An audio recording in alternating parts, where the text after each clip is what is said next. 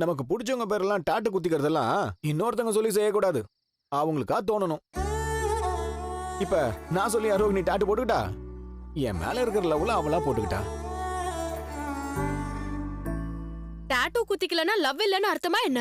முத்து சொன்ன மாதிரி பாசம் மனசுல இருந்தா போதும்.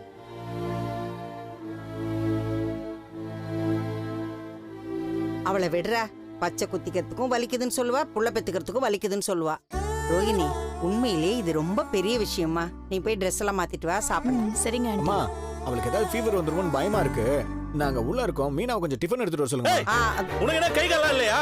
ஏன் நீ வந்து எடுத்துக்க மாட்டியா? மீனா வந்து டோர் டெலிவரி பண்ணுமா? எங்க டேய், நம்மளே எடுத்துக்கலாம் விடு. நீ விடுமா, அவன் கிடக்குறான். நீங்க உள்ள போங்க, நான் எடுத்துட்டு வரேன். சரி ஆண்டி.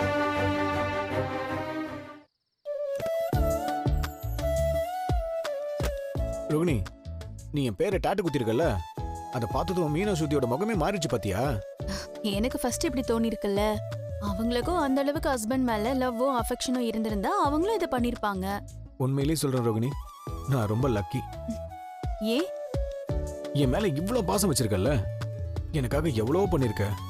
இப்படி ஒரு வைஃப் நீ எனக்கு கிடைச்சிருக்க, அப்ப நான் லக்கி தானே?